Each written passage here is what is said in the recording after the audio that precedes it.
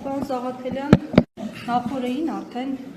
լրատվականներից մեկը նշել էր, կարծեմ իշխանություն լրատվականը, որ պատրաստվում է գործողություն Քոչարյանների նկատմամբ։ Ասում էին, որ Լևոն Քոչարյանի սուր ելույթին է հաջորդել արդեն պլանը, ի վերջո ինչ են ուզում Քոչարյաններից, արդյոք այդ ունեզրկման ծրագիրը, որ Ծառուկյանի, Կարապետյանի դեպքում են փորձել աշխատեցնել, նաև Քոչարյաններին կվերաբերվի, եւ տեղյակ եք ովքեր են այդ 6 ձերբակալված անձինք, որովհետեւ հակակոռուպցիոն կոմիտեն 6 անձի մասին է նշել։ Տեսեք, ինքը հարցը պետք է նայել ընդհանուր պատկերի մեջ, ու ավելի խորքային հասկանալ ինչա կատարվում։ Իրականության մեջ կառավարության ղեկին հայտնված անձը 3 հայտարարել է Երրորդ հանրապետությունը վերջնականապես կազմաքանդելու, Արցախի հանձնումը, էթնիկ զտումը լեգիտիմացնելու եւ Թուրքիայի Ադրբեջանի պահանջով այսպես կոչված 4 հանրապետություն ստեղծելու մասին։ Եվ այս ճանապարհին նաև հայտարարել է բացահայտ Հայաստանից նոր տարածքներ զիջելու մասին։ Այս ճանապարհին նա փորձում է բոլոր ընդդիմադիր օջախները, դիմադրության օջախները, քաղաքական ուժերը, ովքեր կարող են այս ծրագրի իրականացման համար խոչընդոտ լինել, սրանց տարբեր հոդվածներով ձերբակալել, մեկուսացնել, սեփականությունից զրկել, բոլոր հնարավոր միջոցները գործադրել, որպեսզի դաշտը մաքրել, կարողանալ այս հակահայկական, հակապետական ծրագիրը իրականացնել։ Սա պետք է նայել այդ շրջանակներում։ Այսօր Քոչարյանի ընտանիքն է, վաղը կլինի մեկ ուրիշի ընտանիքը, այն մյուս օրը մեկ այլ ընդդիմադիր ուժի, առհասարակ ազգային մտածելակերպ ունեցող Հայաստանի Հանրապետության որևէ քաղաքացի ազատության մեջ պետք է լինի։ Ձերներ է դեպքի Նիկոլ Փաշինյանը ամբիոնից ասում է ունեզրկել ժամեր անց իրավապահները գործի են ասում։ Իհարկե, ես չեմ կարծում այս պրոցեսը հենց գիշերը պլանավորվեց, սա գործընթաց էր։ Երեք հայտարարեց, այսօր արեցին, այսօր հայտարարի մեկ ուրիշի հետ կապված այն մյուսին են անելու։ Ու այս հակապետական խոշոր հանցագործությանը, ամբողջ, երեք ինքը անընդհատ բողոքում էր, որ բոլոր ուժային կառույցները անվերապահորեն կատարում են իմ ապօրինի հրահանգները, բացառությամբ դատարանների եւ այդ դատարանների հարցը պետք է լուծեն։ Ինքը երեք ամբողջ իր ելույթի խորքը նվիրված էր նրան, որ սպառնում էր դատավորներին, որ եթե մասսները չեք անում, ուրեմն նախկիներից կաշառք եք վերցնում։ Այս էր այս մարդու թեզը։ Ինքը այս վերջ շրջանը որ շատ է շփվել Ալիևի հետ, ձգտում է Ալիևի պետական համակարգը, ինչ որ կա Ադրբեջանում, մեկ մարդու բռնապետություն բերել Հայաստան։ Մտածում Ալիևից ինչով են վատը, եթե այնտեղ կարա մի ընտանիք, մի հոգի բոլորին փակի բռնապետություն հաստատի երկար ղեկավարի, այդ մի հոգին էլ ինձ ամեն ինչով աջակցում է, նույնիսկ Հայաստանում անում։ Ըստ էության Հայաստանում մեկ մարդու դիկտատուրա հաստատելու ճանապարհին։ Ասում եք դուք ինչպես եք միգանատեր դարձել։ Ես ուզում եմ հասկանամ, անձնական խնդիր չի, քաղաքական հարց է։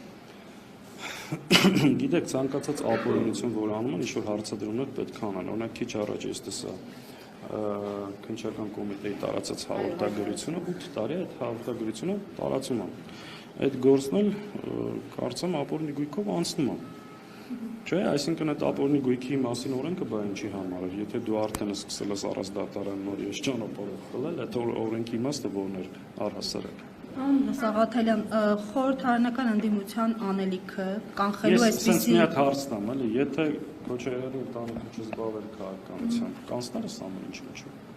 Ստեղից պետք է նայել։ Պարոն Սաղաթելյան, քանի որ այսօր գրառում եմ կարդացել, կոնկրետ չեմ հիշի Facebook-յան որ օգտատերն է, բայց որ փնտրեք կգտնեք, նշել էր Նիկոլը բոլորի հետևից գնալու էր, դրա համար էինք ասում, պետք չի լեգիտիմացնել եւ այսպես ասած ընդդիմություն դառնալ Նիկոլի համար։ Հիմա խորհրդարանական ընդդիմությունը ի վիճակի է այս ձեր մատնանշած սցենարները, որ բոլորի հետևից գնալու են։ Ձևակերպումը, որ Նիկոլի համար ընդդիմություն դառնա, շատերը հարցը իրենց տան։ Եթե Նիկոլի համար այս ընդդիմությունը շատ ձեռնտու եւ կոմֆորտ ընդդիմություն ուներ, այս հալածանքներին չէր տրվի, այս ամեն ինչը դրա պատասխանն է, հետեւաբար չի կարելի ամեն անգամ իրանց մեջտեղ բերած թեզերը կրկնել ընդդիմադիր դաշտում։ Մանդատը կպաշտպանի կա պատգամավորին այսօր օրինակ։ Տեսեք, մանդատը պատգամավորին պաշտպանելու համար չի, մանդատը մի փոքր էս ընդհանուրի մեջ գործիք է, որպեսզի կարողանաս երկրում հասնես փոփոխության։ Դա արդյոք բավարար է փոփոխության հասնելու համար։ Միանշանակ ոչ։ Մենք չենք ասել այդ մանդատն է լինելու մեր երկրի փրկության ճանապարհը։ Մենք ասել ենք դա հնարավորություն է, դրան պետք է ավելանա փողոցային պայքար, համաժողովրդական պայքար, կարողանանք մեր ժողովրդին կազմակերպել, խոսել, բացատրել, օրինակ մարդը հայտարարել է, որ հանձնում է Տիգրան Աշենը։ Արդյոք դա կոնկրետ իվենտ է, որ դրա շուրջ պետք է մեր հասարակությունը համախմբվի, դուրս գա, մերժի եւ հասնի փոփոխություն։ Հնարավոր է այս աղմուկը, այս իրավական այսպես աջակցել գործողություններ դեր ասած խնդիրը ստերելու նպատակն է, Նաեւ ինքը բարբերաբար մի շարք էս կարգին ինֆորմացիաներ ա բերելու դաշտ, նաեւ մեզ զբաղեցնելու։ Տեսեք, օրինակ այսօր խորհրդարանում մենք պետք է քարոքանդանանք իր բերած հակահայկական ու հակապետական ծրագիրը, բայց հիմա առավոտվանից ինչով ենք զբաղված։ Այսինքն իհարկե սա նաև այս մեթոդներով փորձելու է մեզ շեղել գլխավոր օրակարգից, որպեսզի ծրագրեր իրականացնենք։ Տեսեք, հակակոռուպցիոն կոմիտեի հաղորդագրությունից պարզ է, չէ, որ այս խոզարությունները, այս գործընթացը ավելի վաղ է եղել, քան 3 ազգային ժողովի նիստը։ Այսինքն 3, երբ Լևոն Քոչարյանը ազգային ժողովից հայտարարում էր, ասում էր, ժողովուրդն էլ մեզ հարցնում է, այսպես Դավաճանի չէ, միջև հիմա այդտեղ, այսինքն գիտեր, չէ, որ ըստ էության իրավական գործընթացներ կան նախաձեռնված։ Սա այսինքն նորություն չէ, այն ինչ 3 տեղի ունեցավ։ Ակնհայտ էր, որ այս process-ը վաղուց սկսված էր։ 3 ուղղակի պատճառը դարձավ, այդ հրահանգումը դարձած արեց։ Ինքը 3, եթե նկատել եք, ազգային ժողովի պատգամավորներից մի քանիսը որ հարց են տալիս, ասում են դու ինչի ես տեղ նստած։ Քանի հոգու ասում ինչի ես տեղ նստած։ Այսինքն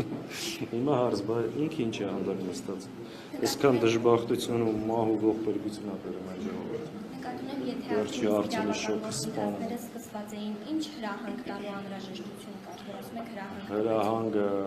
տրված է, դա ակնհայտ է, դա փաստ է, հիմա դուք ինչն եք վիճարկում, ես չեմ հասկանում։ Հիմա ինչ տարբերություն, հրահանգը 3 են տվել, թե մի շաբաթ առաջ, թե այսօր առավոտ։ Ակնհայտ է, որ սա եղել է քաղաքական հրահանգով, կոնկրետ նպատակով ու բացատրեցի ինչի համար է այս ամբողջ process։ Պարոն Սաղաթելյան, ճիշտ է, շատ շոկա մի բան էլի, ճշգրտում։ Նայեք, ասում եք ընդհանուր պայքարի սպասելիքը, փողոց, խորհրդարան եւ այլն։ Բայց հիմա տեսնում ենք, որ ընդդիմադիր բոլոր այսպես խոշոր խաղացողներին իզոլացման գործընթաց է, չէ՞։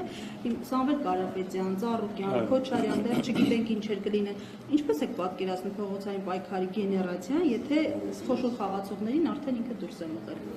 Տեսեք, ինքը անում է այն նպատակով, որ բոլոր օջախները ոչնչացնի։ Բայց սա բերելու է մի այլ հակազդեցության։ Եվ ես վստահ եմ, որ իշխանությունը պահելու այս ընտրած ճանապարհը երկար կյանք չի ունենալ։ Շտապօգնությունը հակակոռուպցիոն էր գնացել։ Գիտեմ, բայց չգիտեմ ինչի մասին։